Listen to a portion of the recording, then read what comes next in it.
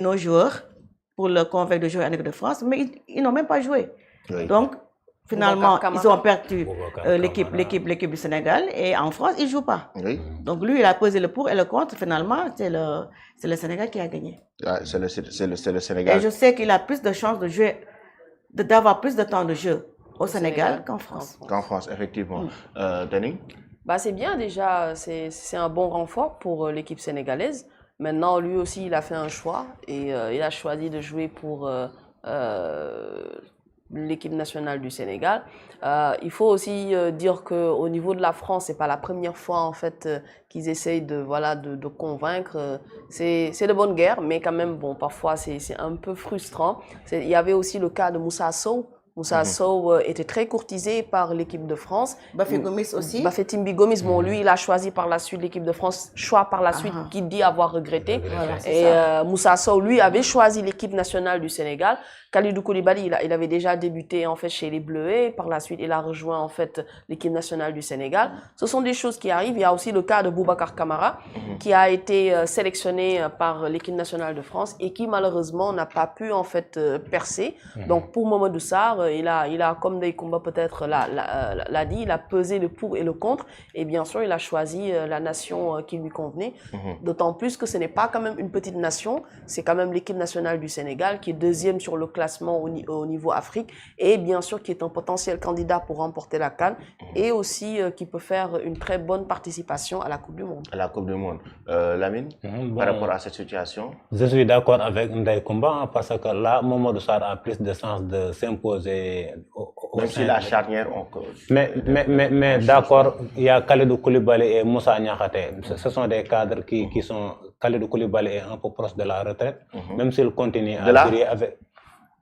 Est-ce que Kalidou Koulibaly peut participer à 2 ou 3 CAN à l'avenir? Ça dépend aussi de sa forme. Avec Mamadou Sarr, quand même, la relève est assurée. Il a plus de chances de s'imposer dans l'arc du Sénégal que d'opter pour la France. Là-bas, la concurrence est tellement rude. Maintenant aussi, il y a le choix fort qu'il fait aussi. Le fait que la fédération française l'approche et puis le président en personne quand même, oui, qui lui parle au téléphone, mais quand même il décide de jouer pour la France. Ça veut dire que son papa a joué aussi un rôle déterminant. C'est qu'il va garder l'héritage de son père aussi. Dans son choix, si l'on sait que Pape Sarr a eu à défendre les couleurs du Sénégal dans le passé, comme Diomaye a l'habitude de le dire, l'équipe nationale ne doit pas être un choix par défaut. C'est un choix du cœur. Lui et Ibrahim Mbaye ont opté pour le Sénégal. C'est une très bonne chose. On respecte aussi le choix de Malick Thiaw qui a choisi l'Allemagne. Oui, Malick Thiaw qui a choisi l'Allemagne, mais par contre, Malick Thiaw n'avait pas le choix aussi. Pourquoi n'avait pas le choix? Le Sénégal devait payer des millions. Pourquoi payer pourquoi payer pour son fils? Non, en fait, non. Pour qu'il vienne voter. Exactement. Il fallait payer l'administration. Pape Thiaw l'a dit en conférence de presse, si vous regardez bien.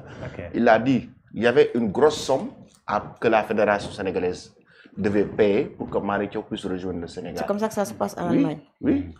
Donc il y avait une grosse somme. Eux, ils ont sécurisé les joueurs qu'ils forment. C'est comme si on était en esclavage, quoi. Ils ont sécurisé les joueurs qu'ils forment. Tu achètes? Non, c'est pas tu achètes. Mais... Ah oui. Non, tu achètes. C'est comme en fait chez les basketteurs. C'est comme chez les basketteurs. L'assurance et tout. Exactement. Parfois, pour payer l'assurance et tout. C'est la même chose. Payer l'assurance, ça n'a rien à voir avec l'autre là. La nationalité. La nationalité. Comment ça s'appelle le basketteur sénégalais là, qui joue en NBA. Voilà. Ça n'a rien à voir avec le cas de comment s'appelle le joueur? Malick Thiaw. Non. Là, c'est l'assurance, c'est pour sécuriser le joueur. Oui. Mais là, c'est une question de patriotisme. Il y a une différence. Mais aujourd'hui, si par exemple l'Allemagne impose c'est comme si Teneng, la France voulait, c'est comme si Teneng était française.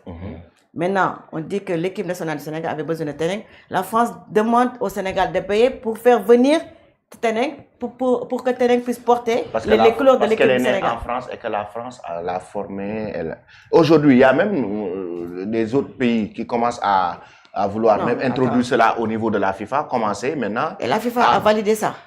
Mais ça dépend aussi ça dépend aussi du joueur et du pays. Bien sûr. Non, ça dépend plutôt, pas du joueur, du pays. Plutôt. Non, du pays, oui. Oui, du pays. Donc, bon, Parce pour que la France, ce n'est pas du tout la même chose. Ils ont soulevé ce sujet.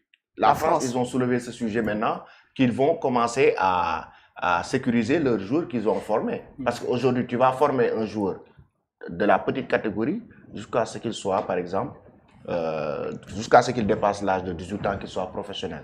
Après, son pays d'origine vient le récupérer pour qu'il joue là-bas. Pour eux, en fait, voilà, pour eux, c'est alors que c'est l'autre pays qui a tout fait, qui a accueilli, qui l'a formé, qui l'a éduqué, qui a tout fait. Donc après, comme c'est le business, finalement, ils vont Et pour nos joueurs qui sont là, qui sont formés par le club et là, et maintenant ils décident de prendre la nationalité, par exemple française ou bien allemande. Ça, c'est quand même très rare. C'est rare que ça arrive. Ça, c'est un jour. Comme les sportifs, on a vu prendre la nationalité française, faute de moyens de leur fédération ou bien de leur club. Oui. Oui.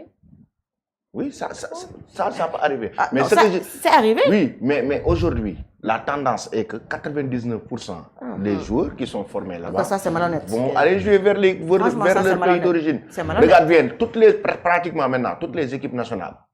La plupart, il y a des expatriés. Mais pour moi, en fait, le choix devrait revenir aux joueurs, quelle que soit sa nationalité. Oui, s'il décide de jouer pour la France, pour l'Allemagne, pour le Sénégal, mais s'il y a des obligations qui sont là, est-ce que... Diskaba Badji avait décidé de prendre la nationalité française, mais la Fédération sénégalaise d'athlétisme n'a pas demandé, par exemple, qu'on lui verse autant de millions parce que c'est le Sénégal qui a formé. C'est son droit. Non, c'est pas écrit, c'est pas écrit. Oui, mais par exemple, si c'était écrit, mais pour moi, en fait, le fait de faire cela, c'est comme tu emprisonnes un peu le joueur. C'est-à-dire si. Non, si. Nous sommes dans le sport business. D'accord, nous sommes dans le sport business. Parce qu'aujourd'hui, mais là, on parle de patriotisme. Combien d'argent? Tu as investi là, combien d'argent? Là, on parle de patriotisme. Le jour, il est partagé entre deux nationalités. Soit c'est le père qui est français, et le choix du joueur. C'est-à-dire que même s'il choisit la France, ce n'est pas un choix pour lui. Il a voulu de former Demba Seck. C'est comme si on lui un combattant MMA sénégalais, il va accepter de le former jusqu'à ce qu'il soit un combattant, il rejoint l'UFC. Après, il se dit que non, je laisse le coach Demba Seck, je vais aller vers un autre coach. On doit revoir ce règlement-là. Non. C'est pas normal. Non. Aujourd'hui, quand même, il y a ses droits aussi. Hein. Il y a ses droits. Et l'enfant? Oui. Et le joueur n'a pas ses droits? Demain, si les États-Unis veulent récupérer Mohamed pour qu'il joue pour l'équipe nationale américaine, tu vas accepter? Question piège. Non, on n'en a pas encore là. Mon fils, il est encore jeune. D'accord, non, je demande, je me projette déjà, c'était pour avoir une exclusivité en direct. Le scoop. Lui, il va jouer pour le Sénégal. C'était pour avoir le scoop comme ça, je vais couper ça et garder demain. VAR. Demain, non, pas VAR. Non, demain, je dirais que j'avais l'information que le jeune avait... Non, il va jouer pour le Sénégal. Il va jouer pour le Sénégal, Inch'Allah. Non. Moi, je suis très patriote. Hein. Ouais, je sais, mais si des agents viennent te voir pour... J'avais l'occasion de... Je pouvais le laisser là-bas parce que j'ai eu des contacts. Mais j'ai dit, on rentre. Ça n'a rien à voir. Hein. Et toi qui as laissé ici ta fille là, pourquoi tu ne l'emmènes pas au Maroc? Alors, donc par rapport à ce match, actuellement, le regroupement va commencer cette semaine. Donc, pour jouer face au Brésil et au Kenya. Donc, Kenya? Oui, le Brésil le 18 novembre. Le 18 novembre. Ouais. Kenya. Donc, le choix de la fédération, c'est des pays que j'ai jamais entendus. C'est pas des pays de football, quoi. Mais pourtant, Kenya. en fait, c'est beaucoup plus... un choix stratégique. Oui, par rapport au Botswana. Oui, par rapport au pour avoir une idée sur le Botswana, oui. Géographiquement parlant, et puis le style de jeu, c'est à peu près... C'est un choix stratégique que Papio a eu à faire pour avoir un même adversaire que le Botswana. Parce que le Sénégal va affronter le Botswana, le premier match le 23 décembre. Donc le Brésil, un match ouvert, mais le Kenya, un match fermé.